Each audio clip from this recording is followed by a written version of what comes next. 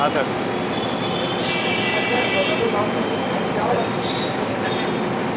ठीक है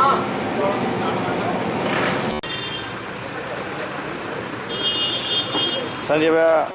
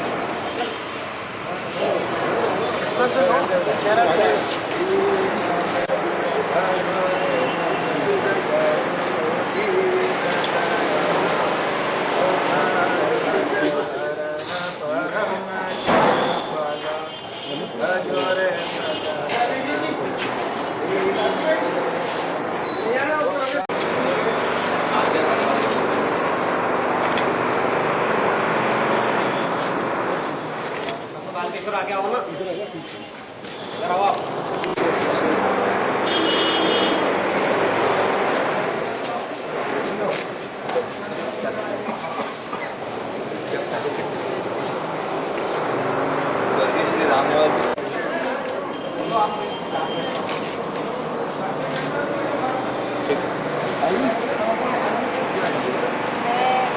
महाविद्यालय की तरफ से और मेरे व्यवसाय की तरफ से आप सभी को, परिवारजन को आपकी बहुत बहुत आभारी हूँ।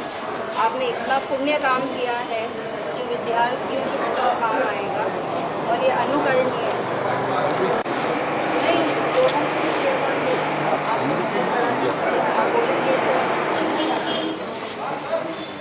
देखिए, डॉक्टर विकास एवं डॉक्टर मनीषा सक्सेना में एक आधारशिला अनेक लोगों ने समय समय पर दीपक बनकर समाज की राह दिखाई है और अपना जीवन रूपी तेल समाप्त होने पर अंधकार में विलीन हो गए, परंतु आप वह दीपक हैं जो अन्य दीपकों को अपनी ज्योति से प्रकाशित करेंगे।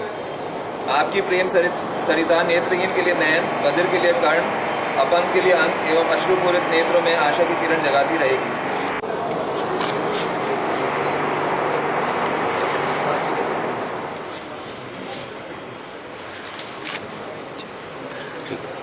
पिताजी 80 साल की उम्र में कल उनका निधन हो गया। उनकी इच्छा थी कि उनके देह को दान किया जाए।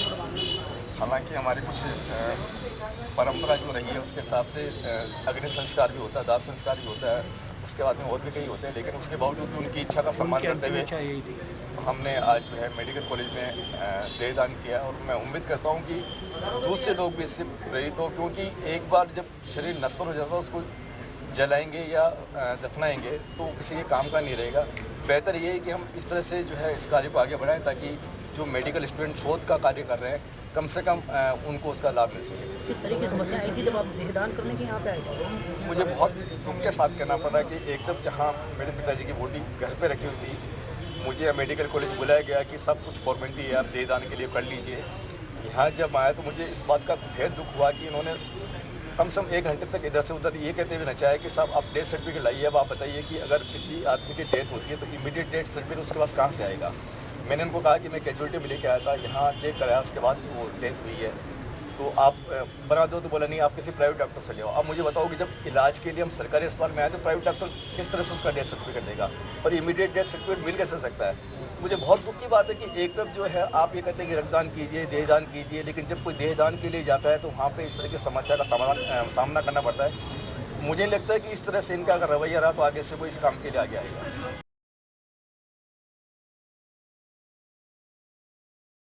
राम निवास जी, एवं उनके परिवार की बहुत बहुत आभारी हूँ कि उन्होंने इतना पुण्य कार्य किया जिससे हमारे बच्चे भविष्य में बहुत सीख सकेंगे। और बहुत बहुत आभारी हैं हम लोग उनके और उनके परिवारगण के। आशा करती हूँ इससे प्रेरणा लेके और लोग भी आगे आएंगे और इसी तरह अपने परिवारजन का देहदान करेंगे। इससे उन्हें प्रेरणा मिलेगी, इससे हमारे बच्चों का भविष्य बहुत उज्जवल होगा और हम अच्छे डॉक्टर बना सकेंगे। मैम, क्या ये रवैया यहाँ का इस प्रशासन का ठीक है कि मैडम प्लीज मैडम, आप कहते हैं कि महादान है, देहदान महादान है, और जहाँ इस तरह की स्थितियाँ ये बहुत नाजुक स्थिति है, मैं कह चुकी हूँ। हम लोग बहुत बहुत चाहते और आभारी हैं इनके। इससे आगे आखिर ऐसे क्या मजबूरी थी?